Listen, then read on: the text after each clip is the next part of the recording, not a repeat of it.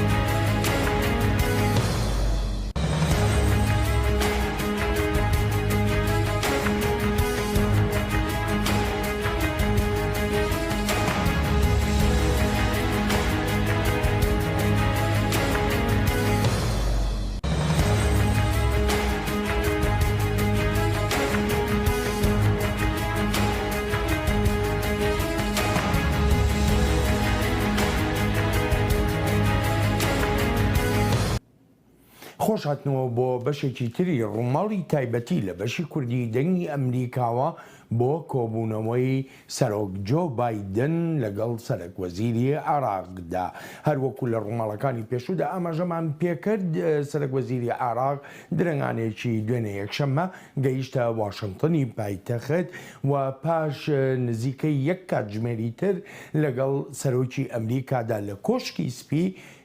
کۆ دەبێتەوە. ئازیزانم ئەمە دیمەنێکی ڕاستە و خۆی کۆنگرە ڕۆژنامەوانیەکەی هەر ئێستای جەنساکی وتەبێژی کۆشکەی سپیە کە ئەڵبەتێکی لەو پرسیارانە بێگومان کە لی دەکرێت سەبارەت بە کۆبوونەوەکەی سەرۆکوەزیری عێراق و کۆبوونەوەی سەرۆکی ئەمریکا دەبێت وەکو پێشتر ئاماژەمان پێکرد پاش نزیکەی یەک کاتژمێری تر سەرۆکوەزیری عێراق دەگاتە کۆشکی سپی و کۆبوونەوەکەی لەگەڵ سەرۆکی ئەمریکادا دەست پێ دەکا تەوەرە هەرە سەرچیەکانی ئەم کۆبوونەوەیە بریتە لە ئەگەر و نەگەری کشانەوە یان گۆڕینی شێوازی ئەرکی لەشکری ئەمریکا لە عێراقدا لە زۆربەی شوێنەکانی جیهانەوە بە گرنگیەوە بایەخ بەم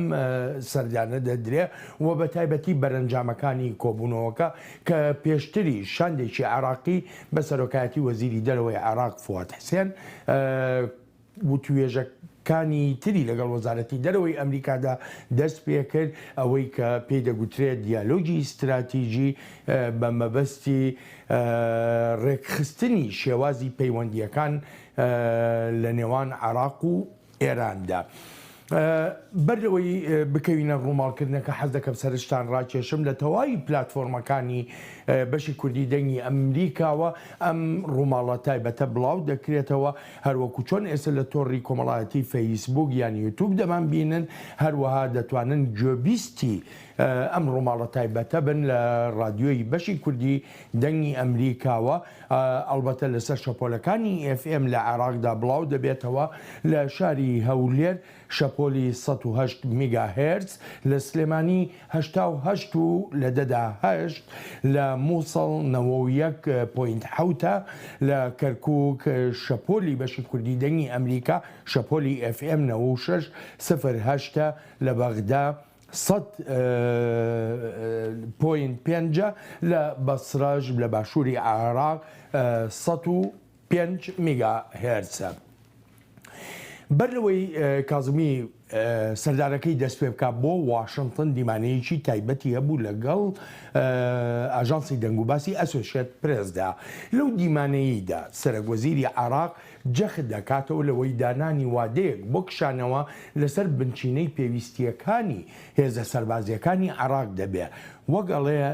لە ماوەی ساڵی ڕابردوودا نیشانیان داوە واتە هێزە ئاسایشەکانی عێراق نیشانیان داوە دەتوانن سربەخۆیانە کردە لەشکریەکانی دژە داعش بەڕێوەبەرن. ئەلکازمی دەڵێت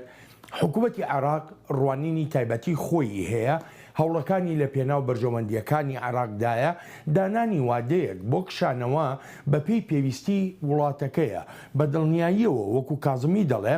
شەڕی دژی داعش و ئامادەیی هێزەکانمان پێویستی بە خشتەیەکی تایبەتی هەیە بۆ کاتی کشانەوە و ئەمەش دەکەوێتە سەر ئەو دانوستانانەی لە واشنگتن دەکرێن.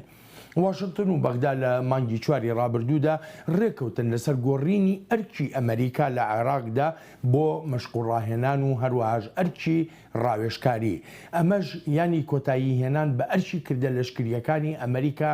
لە عێراقدا نییە، بەڵام نەگەیشتنە ڕێکەوتن لەسەر دانانی خشتەی کات بۆ تەواوکردنی ئەو ڕێکەوتنە. سەرۆکوەزیری عێراق دەڵێ سەردانەکەی بۆ ئەمریکا درێژە پێدانی ئەو زنجیرە و توێژانەیە کە لە بەغدا و لە واشنگتن کراون بۆ مەبەستی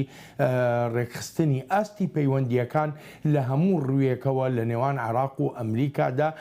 ئەلبەتە بوارە جیاجیەکان لە خۆی دەگرێت لەوانە پەروەردە، کللتور، تەندروستی، هەروەها بواری ئاسایشیش. لەو پەیوەندیانەدا وەکو سەرۆکوەزیری عێراقڵێ دەیەوێت عێراق پارێزراو بێ و پێویستە عێراق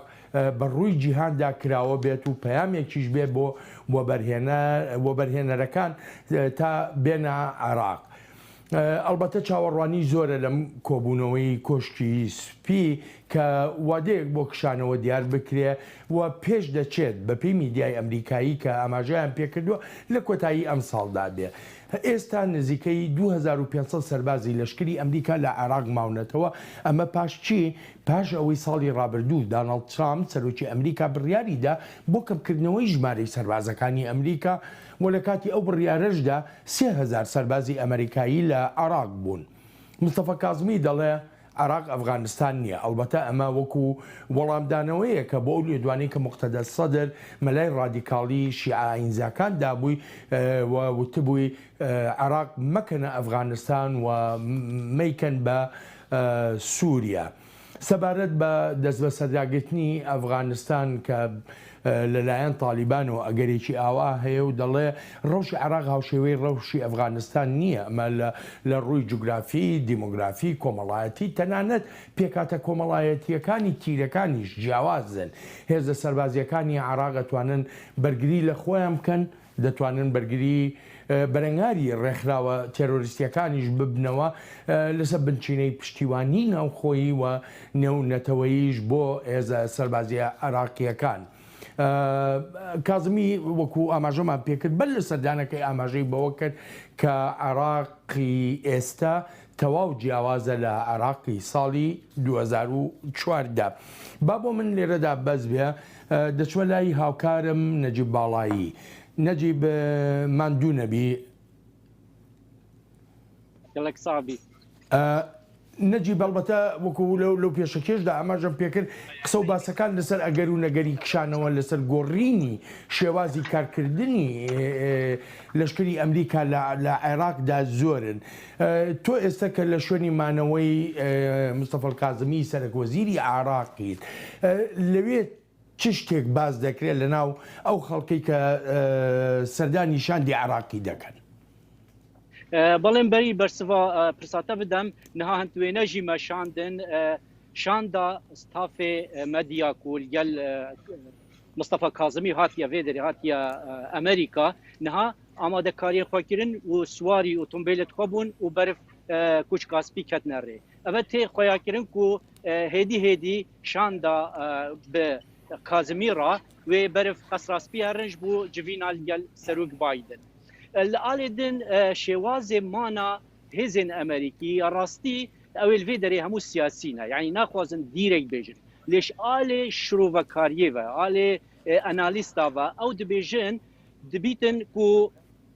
Amerîka û Iraq li hev hatibin esman bû Amerîka û erd bû Iraqê. Ji ber ku belên berî 5 deqîqekan wiha berî demekê kêm daxwayaniyek ji ber pirsekê astê bilindiyê qesraspî derket ew daxwayanî dibêje ku nexwastiye navê wî bihête eşkerekirin gotiye her tişt temam bûye ev diyaloga stratejî xalên wê hemû hatine xal yani ser tîpan hatine danîn û her tişt amade ye tenê Kazimî û Biden wê ragihînin di pres konferansa xwe ya hevbeş da. Ji alekî ve gotiye ku me heta niha 250,000 hêzên Iraqî rahênan kirîne me perwerde kirîne جوانا پێشمەرگەت navdane her wisa hemû amadekarî hat nekirin ku hêzên Iraqê hêzên Amerîka li Iraqê vekişin. Ev tê wateyê ku hêzên Iraqê diş yani Amerîka di li Iraqê vekişin lê wadeyê an ku dîroka ku mêjûya vekişandinê kesê heta nûke neragihandiye weke hevkarên me jî û we jî berî nihat weşanên zîndî dayên Facebooka dengê Amerîkayên YouTube û yên radyoyê da diyar kirin ku hesasiyeta helbijartinan heye ji ber dibîtin ku maweyê vekişandinê nediyarken ji ber helbijartin da ku çi astengî nekevne rêka helbijartinê da. Ev ji alekî ve ji alekê dî ve tê pisyar kirin yani heta daxwayaniya berpirsê Amerîkî ji de hatiye gotin ku em ê hêzên Amerîkî perwerde bikin û bi hêz bêxîn. Bes pirsek li vê dirikê heye analîz dibêjin gelo mana hêzên Amerîkî evên ku tenê aliyek teknîkî ne ew ku perwerde bikin eger ku Iraq gerantiyê nede ji ber ku niha hêriş hene li ser balêzxana Amerîka ser bingehê